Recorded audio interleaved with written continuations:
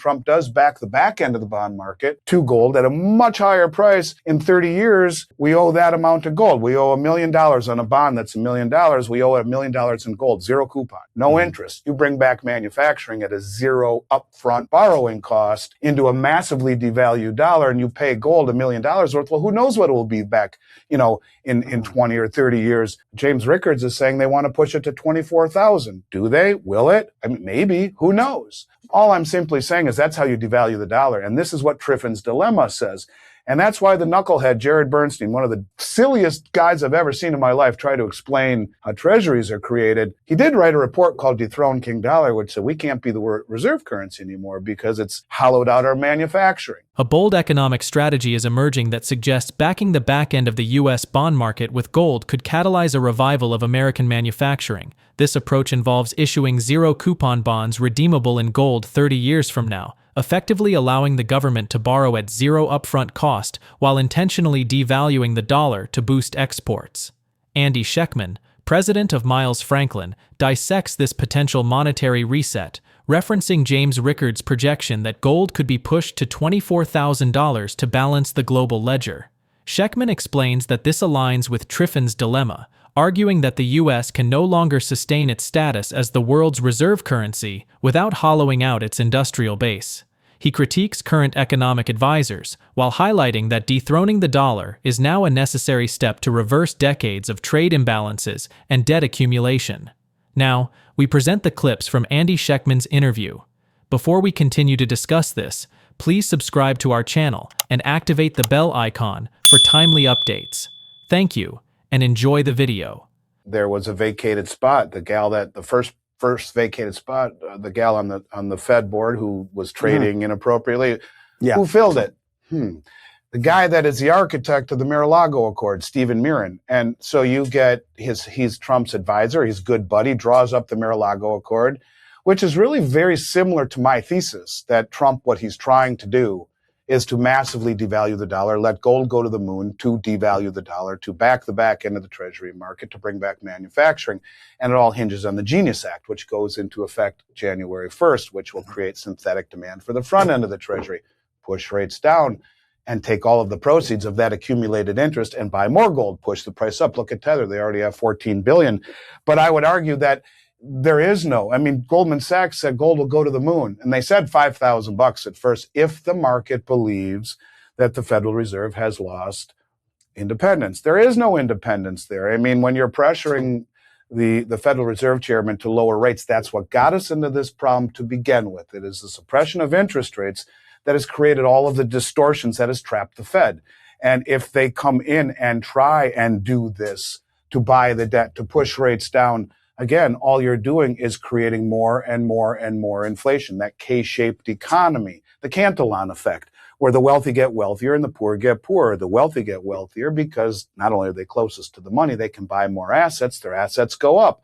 The poor get poorer because they don't have the ability to buy assets, and cost of living goes higher and higher and higher. That's where we are going. At the same time, if we don't do that, and again, they said they're going to stop quantitative tightening and go back to buying $40 billion a month, which is a form of quantitative easing, call it what you want.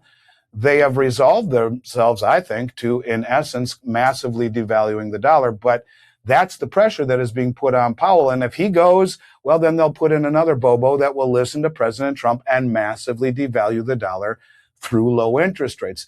But if that doesn't work, bring in the Genius Act, which says anytime money moves, starting January 1st of next year, if not sooner, anytime dollars move, they'll be on a blockchain network. You'll get rid of checks. You'll never write a check again. Get rid of wires. You'll never do that again. It's like Venmo. It's like Zelle. But when that money moves, it has to be attached to a stablecoin. That stablecoin will move. The backing of that stablecoin, which is 1-to-1 to the dollar, is primarily U.S. Treasuries. The interest is not transferable. So what is that going to do? That's going to create, first of all, the buying of these stablecoins, which is backed by Treasuries, push rates lower synthetically. They're going to push rates down any way they can, and they take the proceeds of those, which if I owe you money and I send you something via stablecoin, neither of us can take the interest that is attached to that stablecoin backed by Treasuries. What are they doing? Buying gold. Devalues the dollar, pushes gold up higher, and that's when Judy comes in. And if she's right, and Trump does back the back end of the bond market to gold at a much higher price. In 30 years, we owe that amount to gold. We owe $1 million on a bond that's $1 million. We owe $1 million in gold, zero coupon, no interest. You bring back manufacturing at a zero upfront borrowing cost into a massively devalued dollar, and you pay gold $1 million worth. Well, who knows what it will be back, in 20 or 30 years. James Rickards is saying they want to push it to 24,000. Do they? Will it? I mean, maybe. Who knows? All I'm simply saying is that's how you devalue the dollar. And this is what Triffin's dilemma says. And that's why the knucklehead, Jared Bernstein, one of the silliest guys I've ever seen in my life, try to explain how treasuries are created. He did write a report called Dethrone King Dollar, which said we can't be the reserve currency anymore because it's hollowed out our manufacturing. Triffin's dilemma says the world needs more dollars than we can provide through trade alone. So they sell their currency and buy ours. Naturally, over time, ours gets higher, theirs gets lower, so manufacturing goes to where it's cheapest. Well, Vice President Vance recently said the same thing. It's as if they are purposely trying to massively devalue the dollar by their actions. And so I think really the moral of the story is through all of this, if you save in dollars, you're destined to go broke. And I mean that. And you can measure any asset that you own, measure it in gold terms over the last 25 years, and you will see that in gold, every asset you own, from your automobiles to your jewelry to your home, is deflating. It's going down in price massively. Anything you measure in currency, in dollars, Canadian dollars, it's going way up. And you can do that really easily. It's very easy to test. Do it in your house or with a house. In 2000, gold was $450, and the average house in the U.S. was $250,000. It's about 500 ounces of gold. So you could have taken out a mortgage or left the gold under your mattress, earning nothing but dust. Today, the average price of a house is $500,000. It's doubled. Great investment. Your house doubled. But what's gold? That 500 ounces of gold is worth $2.5 million. It buys you 5 houses. So the dollar is dying and gold is not. And that's how you measure the value of your currency, not against a basket of currencies that by Triffin's dilemma says they're all devaluing against yours. It's a flawed measuring stick. The point of it is, through all of this, is I think they understand what they are doing. I don't know how the geopolitical thing pushes into it. And are the tariffs really, are they just trying to get people to move away from dollars? The only way that this works is if Judy is right, and they do back the back end of the bond market with gold. Now you have real demand for gold, or for our treasury, because it's redeemable in gold. Maybe. I don't know. But I don't know. It's a very interesting time. And just like the Romans, who knows when that last chapter is written? Just like the British Empire, all of the world reserve currencies, none of them really lasted past 100 years. And here we are, well past our expiry date. And I don't know. I just think that it's hit or miss. And I'm trying to be optimistic. I am. And maybe there is reason to be. But, you look at what Ray Dalio said, that 60% of the United States has a literacy rate under the 6th grade. Yeah. We're broke. We're uneducated. We don't make anything. And we have, $200 trillion in debt. That's not a bright future for our children. So things have to change one way or the other. The proposed Genius Act represents a sophisticated mechanism to artificially suppress interest rates while simultaneously accelerating the currency's devaluation. By mandating that future dollar transactions occur via stablecoins backed one-to-one by U.S. Treasuries, the system creates synthetic demand for government debt. This automated buying pressure forces yields down, allowing the administration to strip the accumulated interest proceeds and redirect them into purchasing physical gold.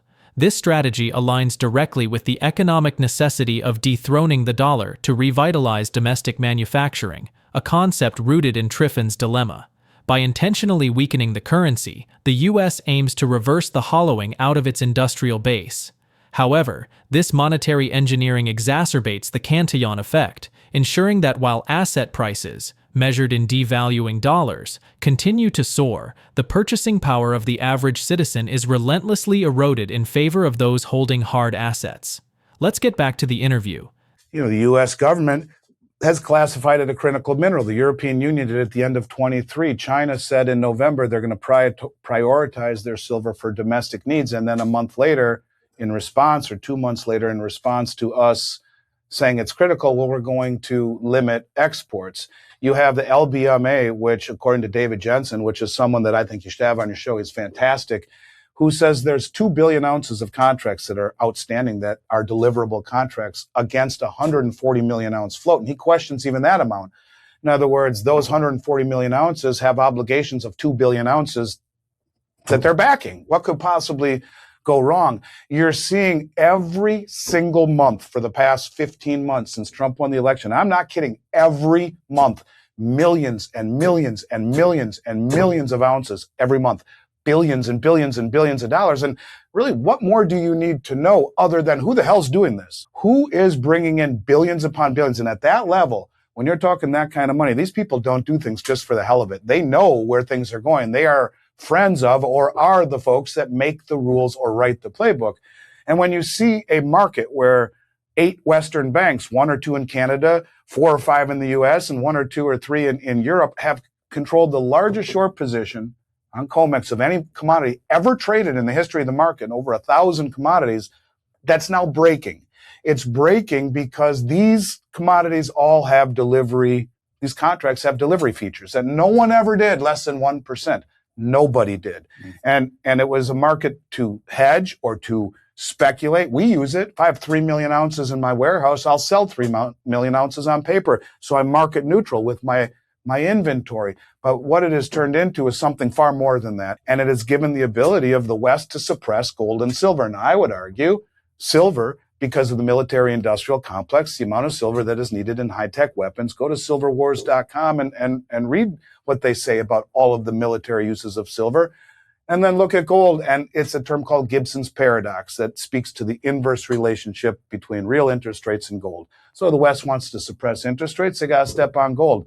No one ever stood for delivery, but it started in the global South. It started in 2020, where all of a sudden we started to see huge deliveries and repatriation of gold and silver by central banks and by very large purchasers. It's now accelerating. And when you have, just like Bernie Madoff, everyone was happy with the monthly checks they were getting until people said, you know what, I need my principal back.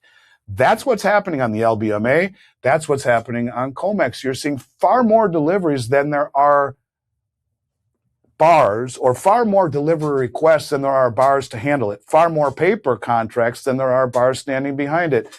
That is what is fundamentally different.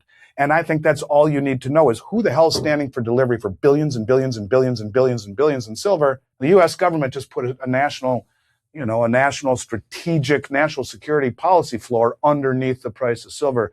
The public has just begun to wake up, but really hardly at all. They're just beginning to. Not the people watching this this has been common knowledge forever.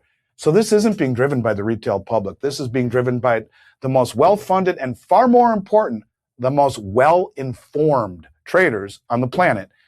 And they see something very clearly that is allowing them to spend hundreds and hundreds of billions of dollars to bring all this stuff in. They don't do it for the hell of it. Well, you have a tier 1 asset that has no counterparty risk, that has doubled the performance of the 10-year Treasury over the last 25 years. And look at it the last few years. Last year, gold's up 40%, the Treasury's up 4.5%. And they had just got done, sanctioning Russia and confiscating theirs. This last year, gold's up 80%, 10-year Treasury up 4%. That's 20 times. So the point of it is there's no counterparty risk. It outperforms it. I think that is the difference, is that you have countries that are saying, we have enough money, you can't do that to us. You can do that to a hedge fund or to some traders. Go for it.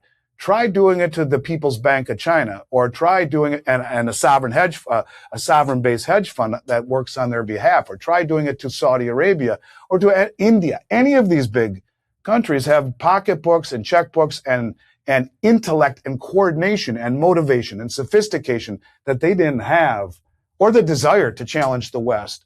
And this is the way to do it, to challenge the West in a very docile way, if you will.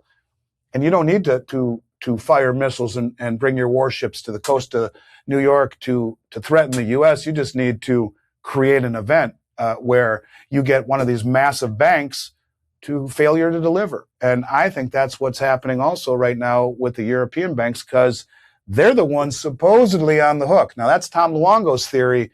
But if you look at a report that just came out of the Economic Times, they claim that JP Morgan has flip-flopped and has went long, has covered a 200 million ounce short position in silver, bought 21 million ounces over the last 6 weeks of physical, And largely they and the rest of the U.S. banks, the big five, are long, leaving one or two of the banks in your neck of the woods and a couple in Europe massively short. So as the price goes up, who is getting squeezed on this?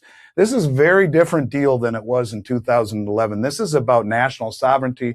And when you have the European Union, the United States, and China effectively say that we are rushing to accumulate this stuff and classifying things as critical and openly using it, like the BRICS are, as a settlement vehicle instead of treasuries. In other words, use gold to settle imbalances in trade and in currency. That's part of the M Bridge. That's part of what they're doing with the expansion of the Shanghai Metals Exchange. They're opening vaults all throughout the Belt Road. The first one was built in Hong Kong, where if gold leaves China, has to come out of Hong Kong. Well, the way they're doing it is they're trading their digital yuan over the SIPs or the M Bridge to a country like Saudi Arabia, getting their oil, and that digital yuan is now immediately convertible into gold off the Shanghai Gold Exchange in Hong Kong without converting to dollars. Guess where the second exchange is being built? Saudi Arabia. And they plan on doing multi-jurisdictional vaults all throughout the Belt Road, creating a system where you trade in local currencies, settle imbalances in gold. Gold is being integrated into the monetary system globally, and silver's is flat out critical for a world that is advanced. And I think they are prioritizing that now. And that is what's different, is that now it's not as big of a secret to the people who are pulling the strings as it once was. And these countries are significant enough in wealth and in sophistication to challenge this hegemony that where no one stood for delivery. And if you do, you break the system. And that's starting to happen right now. The accelerating demand for physical settlement is reshaping the global financial architecture, effectively weaponizing the delivery mechanism against Western banking hegemony. With sovereign nations like China and Saudi Arabia establishing local vaults and utilizing gold for trade settlement, the era of unallocated paper promises is collapsing under the weight of fundamental obligations. This transition is not merely a market correction, but a calculated geopolitical maneuver to bypass the dollar, enabling the global South to challenge Western dominance without resorting to military conflict. As central U.S. banks flip-flop to cover their positions, the remaining short entities face an existential squeeze, confirming that precious metals are reclaiming their role as the ultimate arbiter of value in a multipolar world. The integration of gold into systems like the M Bridge project signals a permanent shift where strategic resources, rather than fiat currency, dictate national security and economic power. Share your thoughts on his analysis in the comment section below. If you find this video informative, please support us by turning on notifications to stay informed about our latest videos. See you in the following video. Thanks for watching.